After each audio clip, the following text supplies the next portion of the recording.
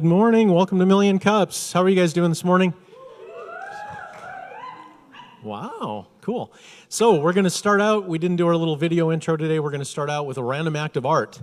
Back in April, I was at a Make Well retreat, and one evening, one of the other participants grabbed a guitar, and we all sat around a fire, and he sang to us for probably an hour. And it was really, really memorable, so I just said, Jimmy, can you come and sing a couple songs for us this morning? He said yes. So, Jimmy Adams.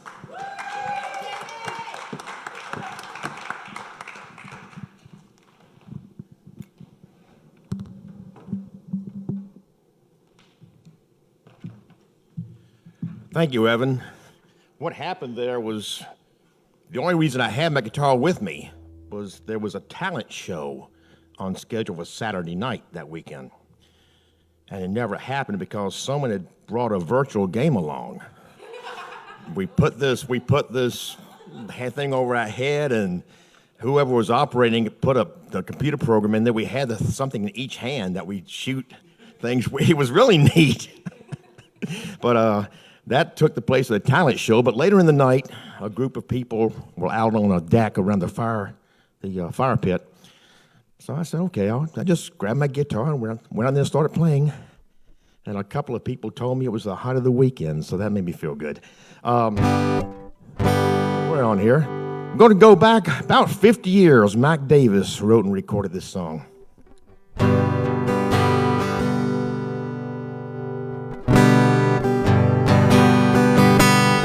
I could just sit around making music all day long. As long as I'm making my music, I know I can't do nobody no wrong.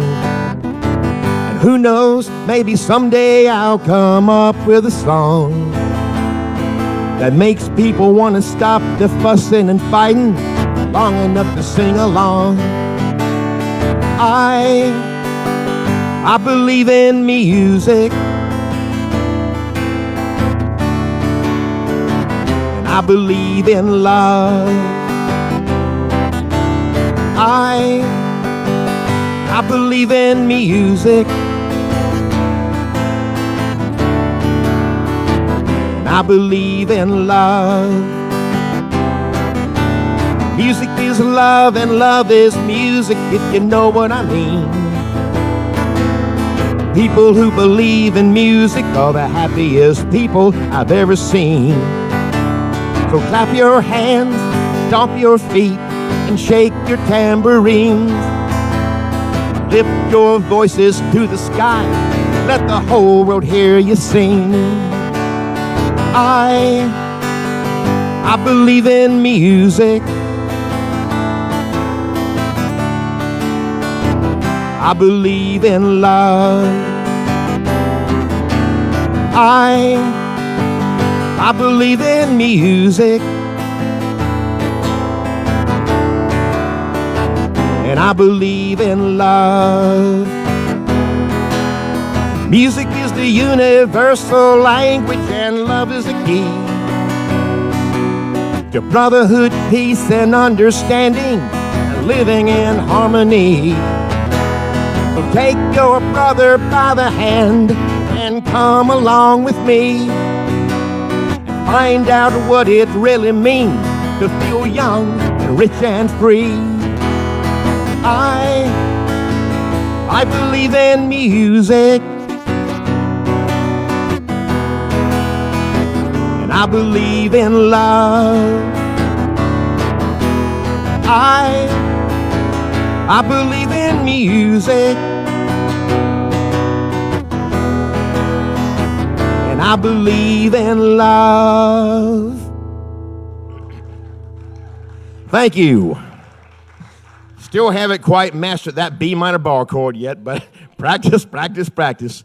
When Evan called me and asked if I'd come do this, he mentioned one particular song I did that night around the fire pit. And it has become my favorite song because it reflects almost to a T my outlook on life as I get older. Alan Jackson released this about 4 years ago. It's entitled The Older I Get. The older I get, the more I think. You only get a minute, better live while you're in it, 'cause it's gone in a blink. And the older I get, the truer it is. It's the people you love, not the money and stuff, that makes you rich. And if they found the fountain of youth, I wouldn't drink a drop, and that's the truth. Funny how it feels, I'm just getting to my best years yet. The older I get, the fewer friends I have. But you don't need a lot when the ones that you've got have always got your back. And the older I get, the better I am.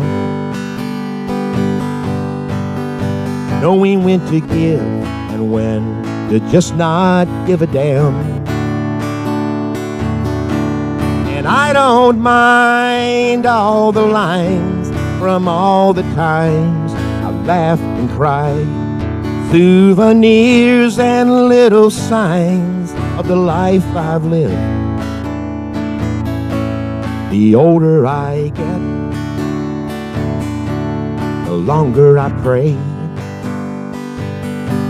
I don't know why, I guess that I've got more to say. And the older I get, the more thankful I feel for the life I've had and all the life I'm living still. Thank you for listening.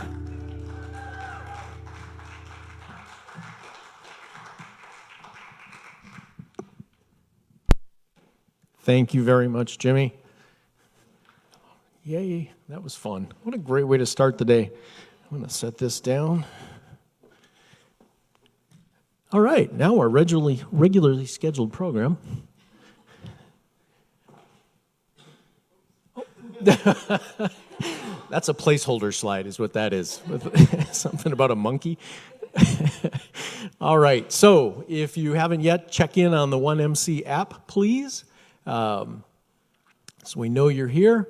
Also, we always like to thank our sponsors. Many of these folks have been with us for a very long time, believe in what we're doing up here, and we really appreciate all of their support. Wait for it. What is 1 million cups? Anybody new here today? Tracy? All right, so we brought a plant. So free weekly program. We bring a local business up here, tell us what they're doing, or in some cases, two businesses. Tell us what they're doing, gives us an opportunity to, one, know what's going on in the community, also gives us a chance to help lift these people up, offer some support, share some contacts, so on and so forth. All right, so the big takeaway, the coffee up front, we're changing the face of our entrepreneurial community, over 1 million cups of coffee. We haven't hit 1 million yet, so we're going to keep at this. So also, we're going to do Q&A at the end. For anybody listening on our Facebook live stream, you can just put your questions in the comment section. We've got Sarah down here keeping an eye on those for us. Anybody here, we will have Kirsten running the mug. She's going to lug the mug. And you can ask your question. Also, you can use hashtag 1MCND if you want to tweet a question to us, and we'll get that. Sarah will get that as well. All right, we are not doing a job board this week, though we can mention it. So we do a job board the first Wednesday of every month, and so if your business has any openings that you'd like to kind of come up here and highlight, that is the time to do that. Community announcements. Let me see if we've got a slide. Yes, we do. Do we have?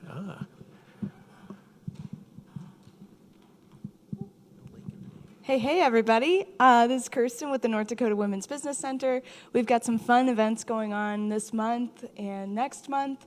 So in just a little while, we've got Core Women with Marissa Nielsen, Designing a Rich Life. She's going to teach you how to set some goals and how to crush them and reclaim the next 90 days of 2021. So it's going to be really cool. She's a very dynamic speaker, fun to go to. We've got a hot breakfast and hot coffee waiting for you. Then we've got the Women's Business Summit coming up. Mark your calendars, get your tickets, October 28th. It's going to be kind of a half-day event. It's going to be really great. Lots of conversation, lots of inspiration. It's kind of what we do. So get your tickets. And then we've got a Business Builders event. It's a webinar if you want to get into business with the federal government, you're not sure how those contracts and bids work, why don't you attend? There's going to be some great information. It's all free. So that's all. Thank you.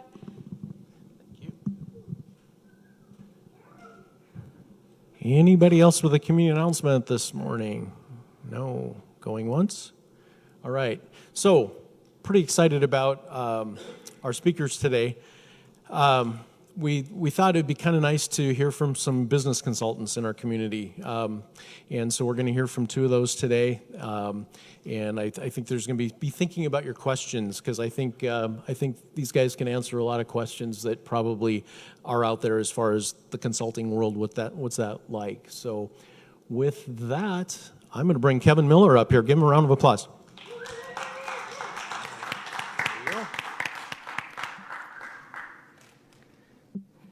Hi, everyone. It's just thank you for having me today, and it's just an honor to come up here and share. So, go a little bit about ITCB.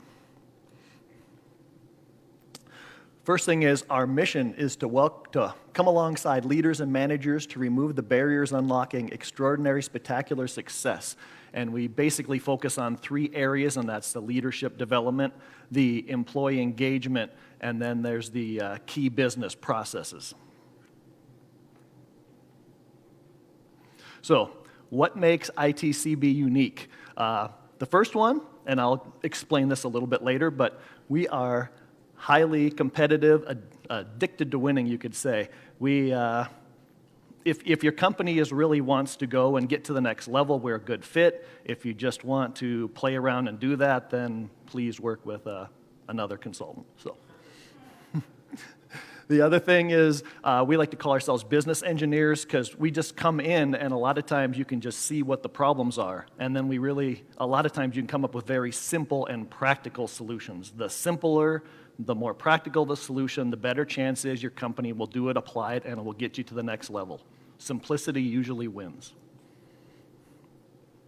Then one of the biggest things we focus on, which is my love and passion, is a lot of times companies have this huge amount of unlocked resource in their company. All these people, they know all the problems, they have all these ideas, there's all these solutions, but a lot of times managers, leaders at the top don't always ask or engage the people, and these people just take your company to the next level. They see the problems, they know the answers, and it's just really getting that communication going in an open, honest situation. And the last one is my wife and I were pretty frugal, and we always look for the low-cost solutions, because lots of times you can do things for not much cost in a business. You don't have to spend a lot of money to do things. And yes, we're addicted to winning, and I'll explain that in just a minute. Yes, I went to school too long. Didn't really like it. Management, actually got into management in high school. One point in my career, I actually took a job to get out of management because I was fed up with the management side of things, and within a year at that other company, I was right back in it again. And then I just gave up and said, well, I guess it's just the way it is. For the most part, down at the bottom in athletics, really look at winning. Our whole mentality for consulting is team. It really came and was born out of the athletic background. I mean, really seeing how teams win, how you look at things, look for problems, fix them, get to the next level. That's really the basis of how we attack most everything, is thinking about a basketball or football team. My wife, the trainer, she also spent too much time in school, but luckily she's out of it now. And she was also highly competitive, and we don't compare trophies. It's not a contest. And advice for anyone who is basically going to get married or is married, if you're highly competitive and your wife's highly competitive, put on your seatbelt. The first couple of years are pretty rough. Trying to find out who's going to win everything. Okay, we were born January 6, 2020, and yes, that was not the best time to start with COVID. Yeah. Well, some mistakes we make, some we don't know about, but wish it would have started a year earlier or 2 years later. Why we started, again, I'm going to share you why we started. I'm not saying these are great reasons. I'm saying these were the reasons. So, the first one is basically just winning. We found out through athletics and hobbies and family and business and all these things that winning for the most part is really, there's a process. It's not that hard. It's a pretty simple process, but humility plays a large part in winning. The next thing is we had both in management, from trades to shop to sales to engineering to IT, from real small companies all the way through multi-billion-dollar companies. We were in management positions, and we saw so much different stuff, and we learned the hard way so many times. It really gave us confidence to work with other people. The other thing is zone of genius. For whatever reason, we can go into a situation, and a lot of times we just see the problems and then see solutions, and we talk to people, get that, and just always seem to have a knack to make improvements to the situation. And the last one is maybe not good for your business plan or to the bank, but we just thought, hey, these things we do, these are the most fun things that you can possibly do in business, so let's do them.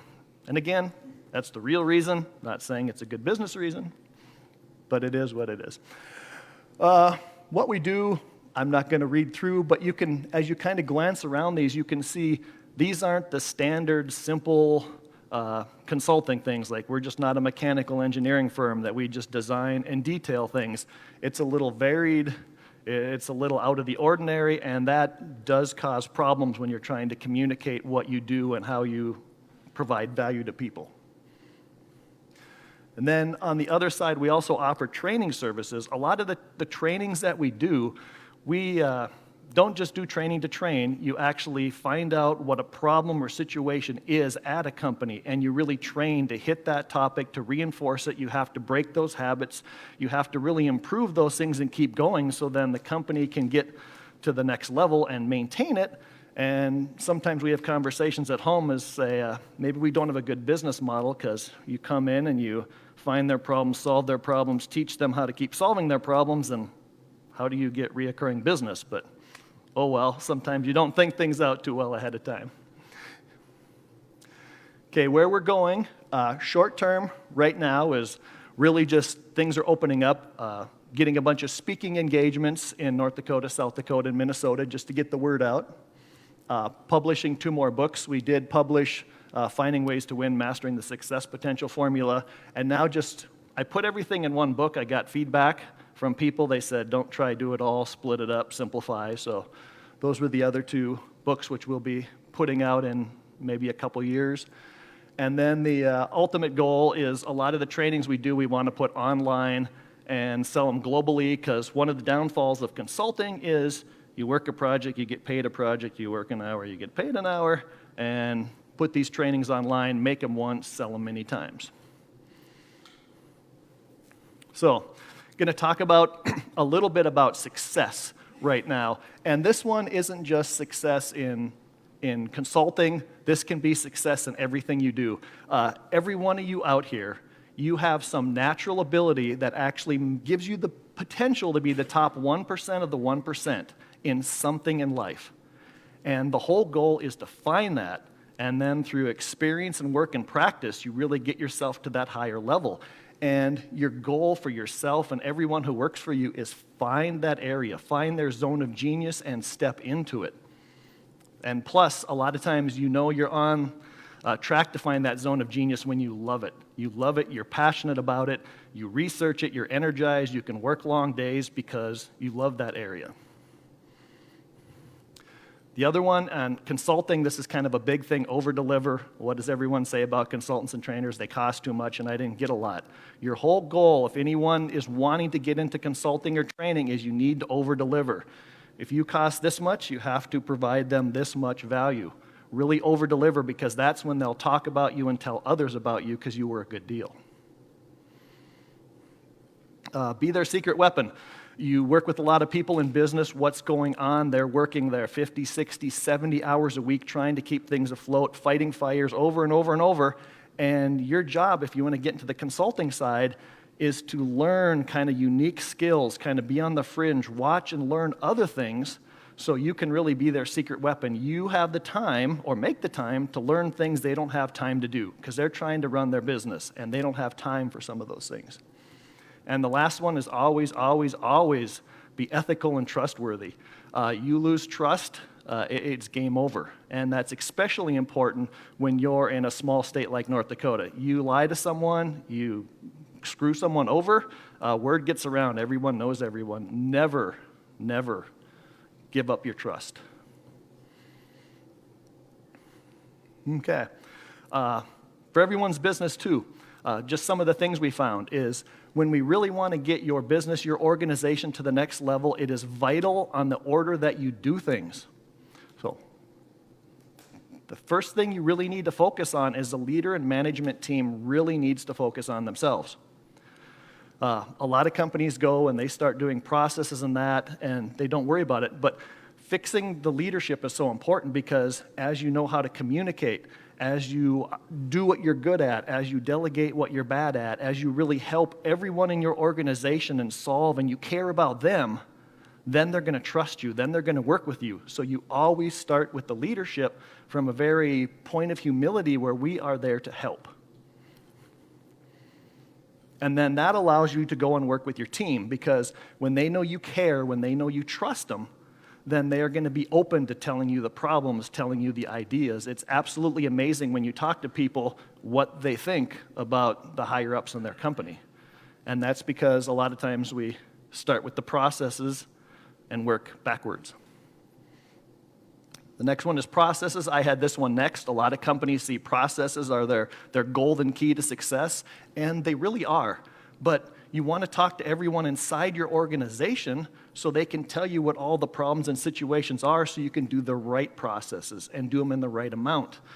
No process, bad. The right amount is great. Over process is bad. So it's really hard to stay in the middle. And you get those things in that area that really leads to success. And what I believe is the most important thing, we work through this, it's developing that winning culture.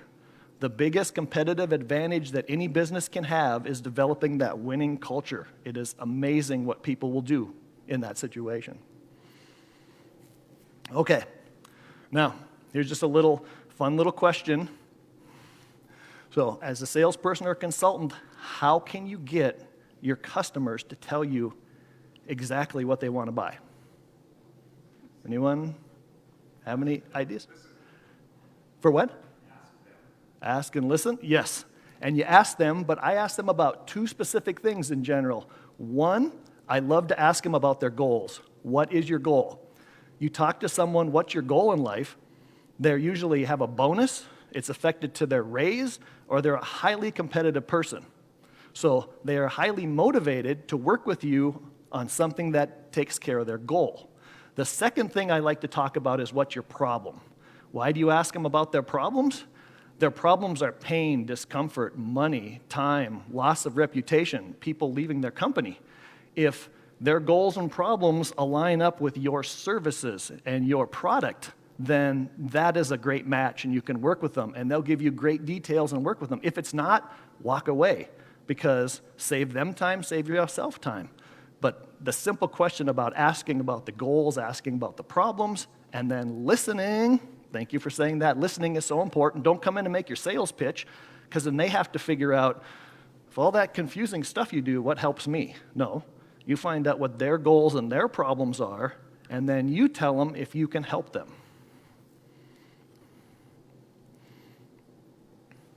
Potential challenges, we're going to talk a little bit for people who want to get into consulting. One of the biggest temptations when you start, I don't want to point names or fingers, I don't want to criticize myself, is remaining who you are at times. It's very difficult when someone else is successful and you're not to leave who you are and what you want to do and try copy and mimic someone else. Don't do that. Stay true to yourself. When you try to copy and be someone else, you come across fake and you lose trust, and then they're much less likely to work with you.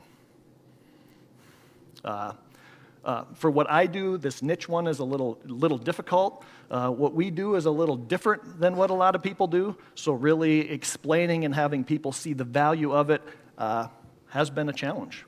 And depending what you do in your consulting field, it can be difficult. And if you do something the same as everyone else, then how are you any different? How is your experience to their experience? How is your rates to their rates? So being the same causes problems and being different causes problems. So you really need to think through that before you jump in. This is the one that caught me off guard a little bit. On the consulting and training, I thought these other consultants or trainers came in and there wasn't great value they provided. This would be a great opportunity. The thing I found out is what they did becomes your problem. So any of you want to get into it, someone else's failure in consulting or training becomes your problem because they spent money, they didn't get value. They hired in training, it didn't change anything at their company. So that is your problem at that point in time. And here is my biggest challenge that I have for my company. And if anyone has any ideas after this afterwards, please come up and share. Okay, it's the perceived knowledge and ability of a consultant. Now, here's an IQ test. We all know what the IQ test is. And I wanted to explain to everyone how I thought this worked in consulting with your knowledge and your ability. And this is what I came up with. The further you are away, the better you are. I didn't even want to put down what happens to us who are in the same town. And just an example of that, Kathy, she would be here today, but she's not. She's up in Alaska. Last week she was in Florida. The vast majority of work that Kathy and I have done before we started our businesses for companies and even after is Alaska, California, Texas, Florida, and New York. For some reason, we're smarter and more capable if we're a long ways away and they don't know us. So again, if anyone has any ideas, I have 5 kids. Our dream is help companies grow and our kids get great big jobs here in town where there's all the kids, all the grandkids, and we don't have to go anywhere. So I'm kind of selfish on wanting to get that done. So, and there's my contact information. So thank you. Why don't you go ahead and just grab a chair up there if you want? Okay. And now we've got Ganya Anderson is going to share some of her experience. Ganya?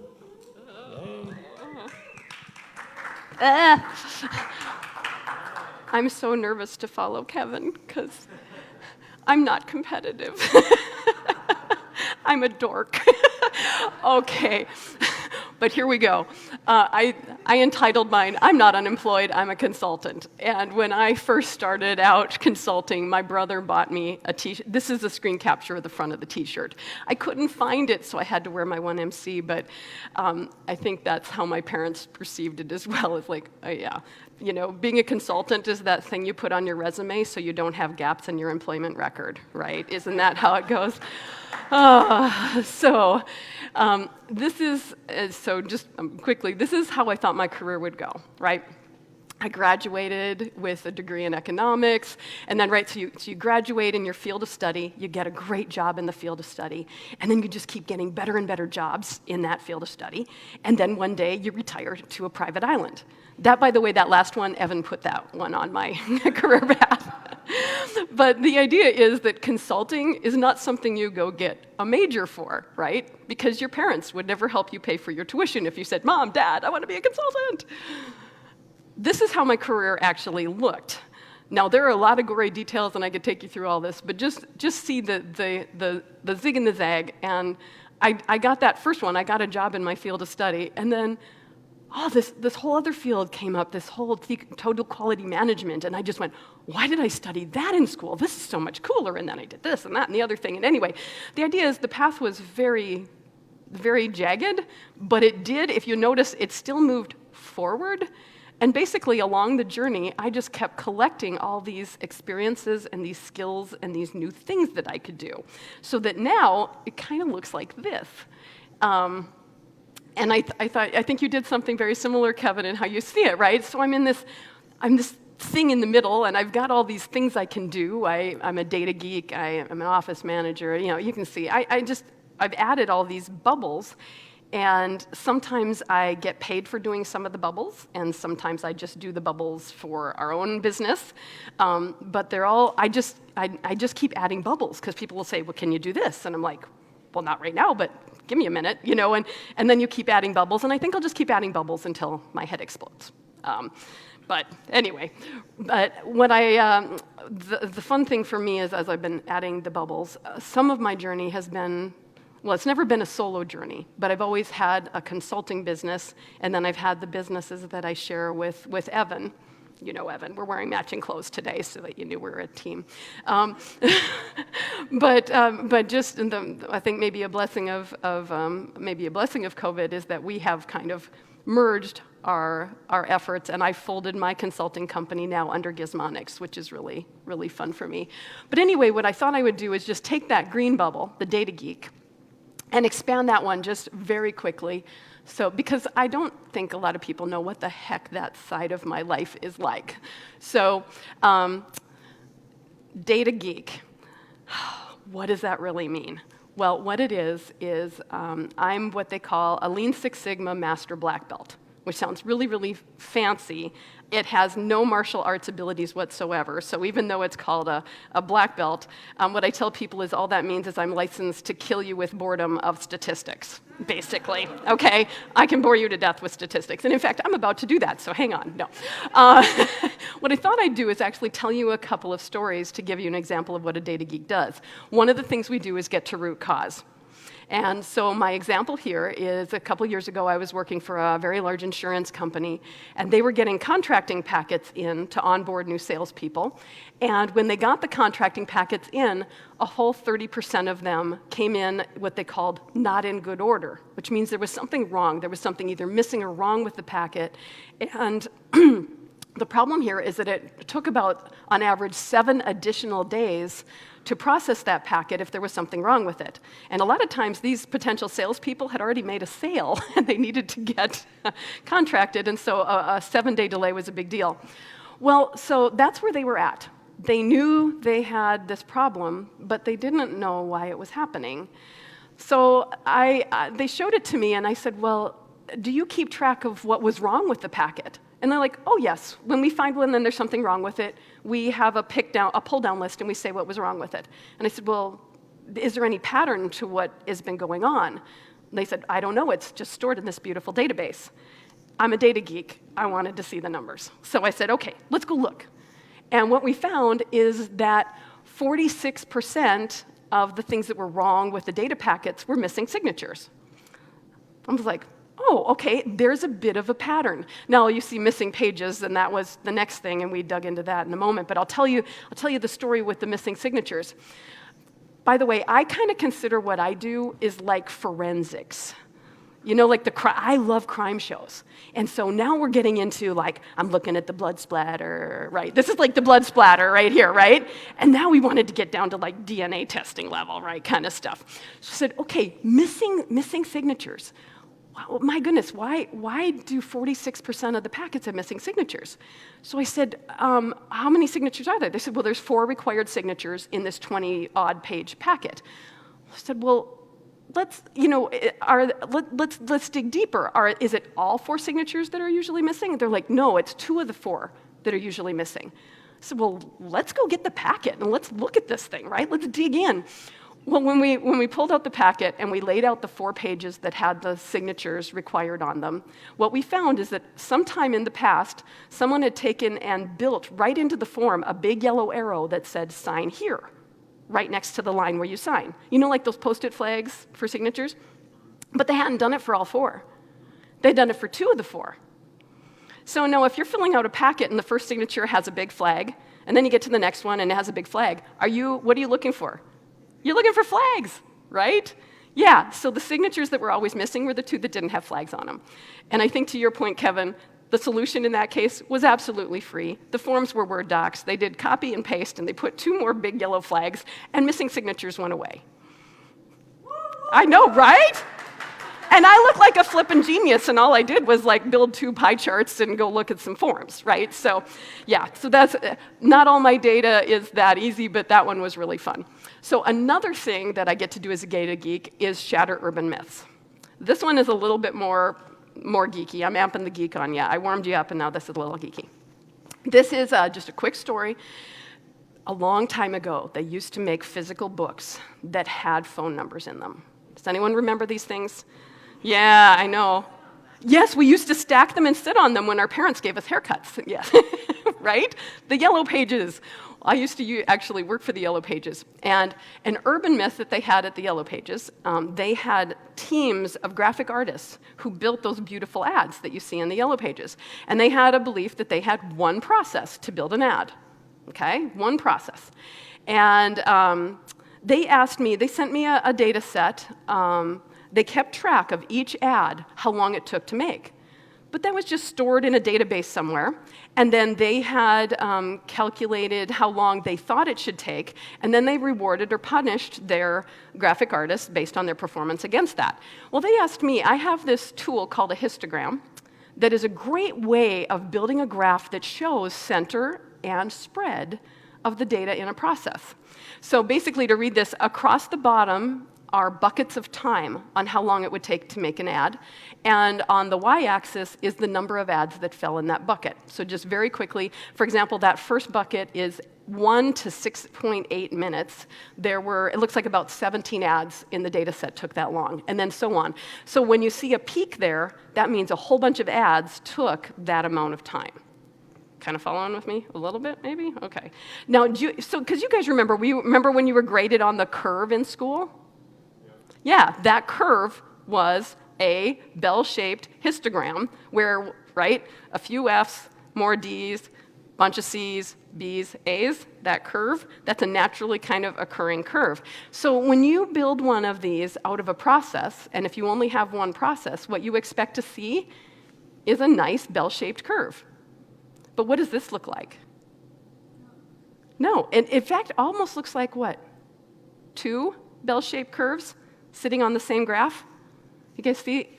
And when they saw that, they freaked out. You guys are sitting there going, why did they freak out? They freaked out because they thought they had one process, and if they only had one process, it should look like a nice bell curve, but they had 2 processes for making an ad. One that was pretty quick and was centered there, and the other that was out there. That is not what they expected to see. Now, the kicker was this. We had to figure out, what's going on? What do these ads have in common, and what do those ads over there have in common from the different processes? And what it turned out is, if you remember the Yellow Pages, what were the categories that had the really big fancy ads? Do you guys remember? Oh, come on. Yes, thank you. Attorneys, right? You get to that section and it's like, woo, right? Attorneys and restaurants for the most part, and some of the medical stuff, right? Those are those big full-page ads. Well, when you looked, the big full-page ads were taking longer to build. You guys are going, well, duh. And these little guys over here, these are those little ads like, like see your local Toro dealer, or, they're those things where it's like a franchise and they just fit in the column. They're just wee little things. Who do you suppose you assign to your big fancy lawyer ads? Your best, your worst? Who do you assign? Yeah, your best, right? Your best, most skilled, right? And then your newbies, your new graphic artists, you assign them that little stuff. Well, they thought they only had one process, and they had set a goal of around 24 minutes that it should take to make an ad. And they're rewarding or punishing based on that. So if you think about what they were doing, they were punishing their best graphic artists who they assigned their most difficult projects because in their minds they took too long. So their reward system was completely kaflooey, with the underlying performance of the process. So at the end of the day, all they had to do is have different set of expectations for when you were building the big full-page ads versus when you were building the small ads. But they were able to align their the reward system commensurate with what they were trying to get. I know it was a boring story. I'm sorry. For a data geek, seeing a bimodal distribution like this out of a process is like, woohoo! All right, I'm sorry. What I tried to do today was to completely destroy my career, and I think I'm doing a heck of a good job. No, actually, the thing I do want to, I'll share one more thing with you here in a moment, but I promise I'm almost done. As a data geek, I actually ultimately view my job as advocating for truth. And what I mean by that is when people walk into a room to make decisions, rather than anecdotal stories or decision by emotion, I try to bring the data and the analytics so that we can make a decision based on good information. So we don't pick the most popular solution. We don't pick the solution offered up by the person who made the most money who's sitting in that room. We come up with solutions based on what the facts have shown us to be the right thing to do. So that's what I love. Now, just a quick aside. So many times people will come up to me and they'll say, they'll tell me about some problem they're having, and I'm like, well, do you measure that? And they're like, well, I can't measure that, it varies. I'm like, but that's exactly why you should measure it. So if you're making gizmos, and they always take exactly the same amount of time to make, measuring that would be insanely boring, right? It would always look like the same. Oh, 3 minutes, 3 minutes, 3 minutes, 3 minutes, 3 minutes. But if you're making gizmos, and sometimes it takes 1 minute, and sometimes it takes 20 minutes, and sometimes it takes 5 minutes, that's when you want to measure it, because like this, you want to figure out what causes that variation, right? And looking for the patterns. So please, never come up to me and tell me you can't measure something because it varies, because I will just flip out. No, I'll just be disappointed, especially if I saw your face in here today. I'll know you were sleeping or on your phone. Okay. Now, the whole rest of this, that is it about me. You've had enough of me. I'm just going to, the rest of this is, if you are thinking that you would like to become a consultant someday. Kevin has made this look good. I have not made this look good, but if you decide, hey, that sounds like a sweet thing, I'd like to do that, I'm going to quickly give you the pluses and the minuses. So here's what's been awesome. Oh, and by the way, I started as a consultant in 1997. So I am not a startup. I broke the rules and got on stage. I'm not a startup. Here's what's great. At the end of the day, you can always go home. They may decide to not listen to you. You may present the greatest data in the world, and they just seem to want to live with their problems, right? At the end of the day, you get on the flight, and you have to get on a flight because no one around here hires you, and you can go home. And you can just go home and say, well, your decision. But I'm going to go back and be in my business with my husband, and he does listen to me, and it's good. Similarities and differences. I have gotten to work from manufacturing, banking, all these different industries, and everybody thinks they're unique, but their problems are very similar. And I love the similarities because I like to see patterns, but I love the similarities too because you can leverage what you learned in a completely different industry to help somebody else. You see things, and so you look like a rock star. They'll be like, "No, wait, have you worked in this industry before?" And you're like, "No," and they just think you're brilliant. But it also the differences. There are still differences. I've gotten to tour. I know how fiberglass insulation is made, and I know how banking works, and so you get to see all these incredible industries, and that keeps it different. It's different every time. Even though the problems are similar, there's still enough differences that it is so interesting. Hourly rate. The hourly rate is not bad. In fact, I had a weird experience recently. I sent a proposal to a client, and they pushed back on my rate because they said I was below industry average for that region, and they tripled my rate. I'm like, okay. No, I'm sorry, I just can't possibly work for that. Yeah. I'm sorry, I love to share, but no. And then I call this my I have arrived moments, right? Every now and then, and it doesn't happen very often, you get these moments. Like, I was once flown to New York for a 1-hour meeting. I'm like, seriously? And I got paid for the day, which is awesome, and I got to sit on a plane, and I had cocktails on the way back. But, you just go. And then I had a client that put me up in a furnished apartment on Wall Street for a year. And I'm like, holy crud. And they flew me home every weekend so we could be together. I was like, what the heck? Yeah, I'm like, you understand I'm from Walhalla, North Dakota, right? No, I didn't tell him that. I was like, and my dad, bragging rights at the Senex, right? It's like, holy cow. It's like, how did that squiggly journey lead to that? That was like cool. But then there's many humbling moments, so don't worry, I don't get a fat head on that. Okay, those are the, I love this job, I made the best choice ever. Here's when I go, really? Just go get a job, Ganya. Okay, so here are those other moments. If you're not working, you're not making money. There are no paid vacations in the consulting world. So just all right, so you take a day off, you didn't make money that day. Airport floors are very uncomfortable. So I'm sorry to say, when I'm traveling on my own nickel and I misconnect, I sleep on the floor. And so it's really sad, but when Evan and I travel together, like for a holiday, we'll be walking through the airport and I'm like, oh, I slept there. Those are really comfortable. Or, seriously, right? Wherever we go in an airport, I've always scoped out the most quiet and comfortable place to sleep within that airport. Also, all airports, hotels, and conference rooms basically look the same. So whether I had a chance to work in Zurich a lot, I've gotten to work in London, I've gotten to work in exciting places like Mobile and Little Rock, and they all look the same, guys, when you're in a conference room or you're in a hotel. And that's, yeah. So if you've got thoughts of glamorous travel, unless you extend by a couple of days, you're not going to see it. Table for one. So you guys know what that hand there thingy is? Yeah, the big L.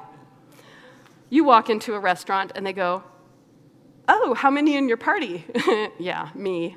I feel like I've got this big neon sign that says, loser, loser. So I've learned I eat all my meals in my hotel room. And that is not glamorous. And if you forget to bring home cutlery back to I've learned that 2 hotel pens make great chopsticks. So, and then you're having those moments like, oh yeah, I've arrived. Look at me, I'm eating, yeah. Get a life, which is, I can't even tell you, birthdays, anniversaries. Evan got to present at TEDx You Mary.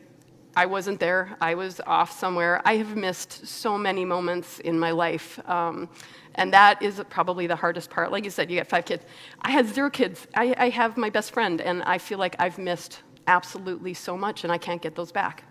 And then I'll just say health insurance, but any of you that are self-employed know that kills you and it kills you as a consultant. It's our single biggest expense, way more expensive than a house. Okay, so now, last of tips for hanging in there. So I've been doing this for 24 years. I know that's creepy. It's creepy for me to say. So here are my tips for hanging in there, and I will explain Vidal Sassoon in just a moment. First tip, don't be a Kevin. You know Kevin. Tracy knows Kevin. You might remember Kevin. The fluctuations in your income are insane. Because again, when you're working, wow, I'm getting this rate. When you're not working, wow, I'm getting absolutely nothing. So it's a very variable income, and you just have to plan for that. And I have a dear friend, Kevin, and we worked side by side. We had the same gig, and when that ended, I had saved up and squirreled away like almost everything that I had made. Kevin, 3 months later, was deciding whether or not he should pay for his medical insurance or his house payment. And he could pay for one or the other and not both. Because he changed his lifestyle to fluctuate with what he earned. Don't do that, all right? Don't be a Kevin. Be low maintenance. I think you mentioned this. I always try to be the most flexible, the most reliable, trustworthy, very low maintenance. When someone brings me in, they don't have to babysit me, they don't have to watch over me. In fact, I try to be that extra set of hands to reduce their burden. Vidal Sassoon in 1985, I'm a child of the 80s. I don't know if anyone remembers the tagline, if you don't look good, we don't look good. That was Vidal Sassoon. That's how I feel. I want whoever brought me in to be a rock star. One of my favorite things is when somebody, my point of contact, gets promoted as a direct result of the work we've done together. I love that. Absolutely love that. And then get a Zachary. So don't be a Kevin and get a Zachary. And Zachary is a person I met in my very first consulting gig, and he believed in me. We worked really well together, and he was a salesperson for a large consulting company. And so Zachary would bring me in for all his client gigs, and he took really good care of me and made sure I was always getting raises, that I always had great work to do. And then when he left one consulting company and went to the next one, he brought me there, and then I built a relationship with that consulting company. And then when he got hired by Credit Suisse and was living in Zurich, he brought me there, and I got to have these great adventures. And then he came back to New York and got a wonderful job. And he just, honestly, we're like, thank you for the house, Zachary. Thank you for the car, Zachary. Get a Zachary. And if you can't find one Zachary, find a team of Zacharys. Because the other thing is, when you build those relationships, people change jobs. And if they know you and they trust you and they know you're going to make them look good and you're going to help them out, they will bring you along for the journey. And they're your best marketing. I remember when I first started the business, and I was about 3 months in, and Evan said, what's your marketing strategy? And I said, I stay home and the phone rings. and it worked. Anyway, I think if you're thinking about consulting or anything like that, or maybe just in life, seize those opportunities when they come along and just jump in and be willing to try anything or learn anything or do anything. That's a picture of me skydiving. And the reason I put that one up there is that day I had bowed out of that opportunity to skydive, and then I was watching Evan get suited up, and he was signing away his life on all these waivers, and I just said, you know what? I will do that with you. All right. That's it. That's all I got, guys. Oh my gosh, I took 20 minutes. Yeah. I suck. I'm sorry. Ask all your questions to Kevin, because I took up all his Q&A Except time. your data geek questions. All right, so we got Kirsten with the microphone, and we already have a question. No, it's okay. It's okay. It happens to all of us. You got a question for ITCB. Mike asks, what do you do for startups? Well, a lot of times if you're working with a startup, you really need to sit down with someone and kind of get to know them and find out what their true goal is, what their talents are. There's so many distractions and so many ways you can go. If you try to do everything, you accomplish nothing. Probably my biggest advice to them is, I always like to say, when there's in meetings and people are listing off all these action items, if it's not someone's number one priority, it's not going to happen. So for him starting up and being on his own, really prioritize what you want to do, really focus on where you're going, and hang that in front of yourself and try stick to that goal. Don't lose your way. It's really easy to do. Oh, yeah. And then you don't get paid. And then you don't get paid. All right, questions? Maybe, I guess you haven't been doing the consulting thing as long yet. One question, we can't see you guys on the live stream, so you can show your hands and it won't be like stored forever. Anybody thinking maybe someday consulting might be something you'd be interested in doing? Okay. Oh, we've See made some? it look Yep. that fun. Yeah. One in the back. Oh, yeah. Oh, okay, there's one. So I guess what advice do you guys have for somebody? I know you've touched on pieces of it, but just anything like first steps and where you go from there. Oy. Ladies first, so I can think. Oh, sure, it was 24 years ago. What would I think? You know, so for me, when I decided to take the leap is when I had people asking me. So what happened is I was doing my data geek thing in a company, and then they had layoffs, and I left and I went and got a different job. But those people I had been working with started to ask me if I could come back in a consulting role and help them. So I think for me it would be, you know, build your reputation in the area of expertise that you want to consult in, and establish those relationships, and maybe make yourself indispensable to them, so that if you leave and go elsewhere, they may consider bringing you back in to do that work. And that was my toe in the water, and that was my first gig. And then that started the ball rolling. And then I met Zachary, and then everything was great. By the way, I can give his phone number out later after this. Yeah, please.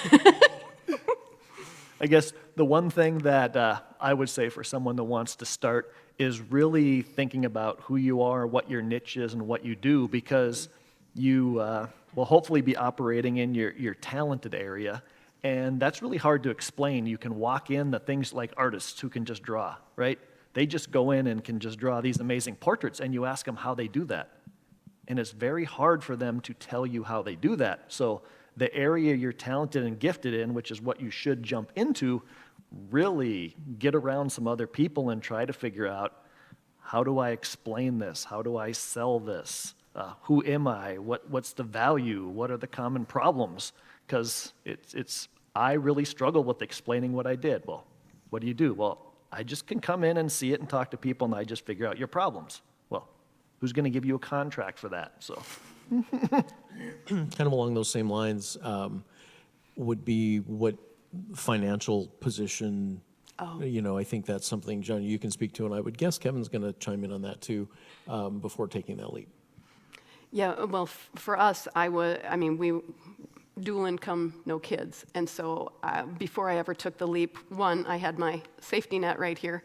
And two, we had done certain things like, we were crazy when we were young. We paid off our house because I never wanted to lose the house. I wanted to be able to take some risks, hang it out there, have that fluctuating income, but never live in a cardboard box. So for us, we got ourselves in a place where my income could do whatever it did, and we were going to be okay.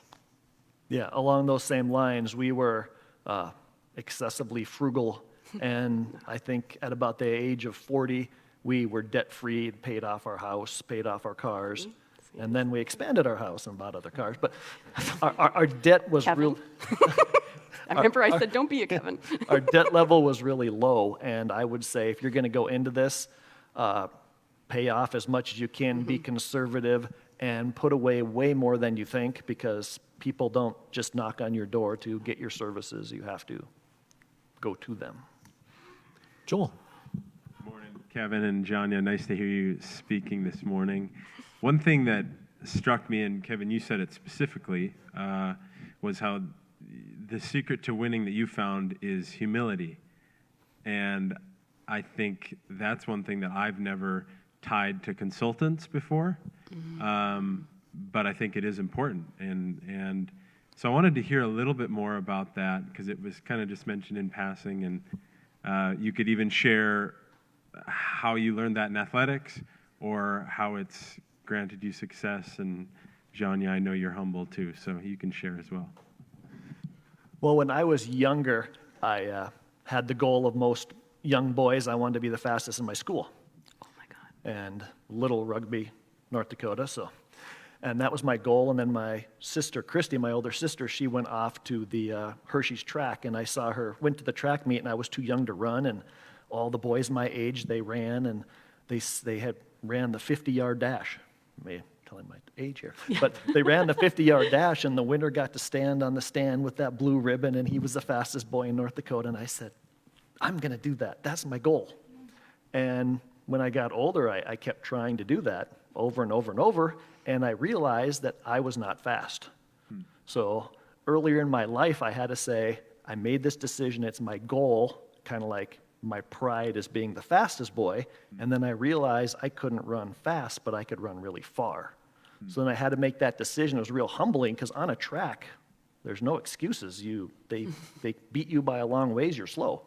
And then I had to actually, humility, I had to look back and say, okay, do I want to win? Then I have to be a distance runner. Or do I want to be fast because that's cool and glamorous? So I took the unglamorous road, and that turned into be very successful. And then everything I look at, even athletics, what do? You get done with a game, you watch the tape, you fix the problems. And the people who are open to saying, you did this wrong, practice, practice, practice, they get to a very high level. And the people who are like, no, I'm good, and aren't humble, then they just don't improve. So humility in everyone I work with, I look for how humble people are. And if someone's not humble, I don't want to work with them, because I'll go in and we'll find things and they won't want to do it, and then they'll blame me because it didn't work. So I really search out humble people, because we can work together well. And for me, the data is the big normalizer. It makes you humble because the data doesn't have bias or opinion or anything. And so it's the humility, though, too, when you look at that data and it's 180 degrees from what you thought, to accept what that is telling you and to let your biases go. And that's where I see the humility, and that is, it is always a hard sell, but at the end of the day, the numbers are what the numbers, and as long as I've done due diligence, you kind of have to accept what they're telling you, even if it doesn't jive with what you thought was true. And on that humble note, just one of the things she was saying too is your whole goal is to make the person that hired you look like a superstar. Right. So when that happens and you're in a meeting, you're talking about what they did, what they're doing. Yes. And if you're prideful and I did this for you, then they don't want to bring you back. They want to get promoted. So that humble attitude, when you brought Yes. up for that, I'm like, I should have brought that up, but I didn't. So that was a It's good not a point. competition. Yes, you did. Actually, I think time-wise, Kirsten, we probably need to, and this is your first time mic running, so do you want to ask the final question for I us? would love to, if you will advance the slide. I left the clicker over there because Thank you guys so much for coming. We always ask this last question, and it is, what can we do as a 1 Million Cups community to help you succeed? For myself, what we do, I would just love to get the word out and work more locally. My passion is North Dakota. We're great. We can rock and do things. We just somehow have to break into the local thing. And it's not like we don't use consultants here in town. It's just they come from New York and Alaska. And It's better to fly them in and pay for their flights and hotels and meals and all that stuff. So. honestly, I think maybe for me it would just be to support Kevin, because for me, if you have some data laying around and you'd like to see what it tells you, let me know. I live vicariously through other people's data, but otherwise, I would just love to see some strong, beautiful consulting like the work that you do here in Bismarck Mandan. So support Kevin. Give it up for these guys.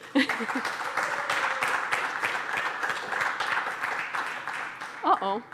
We don't have, Wow. uh-oh. I forgot to update this slide, apparently. I'm sorry. Is it the next one?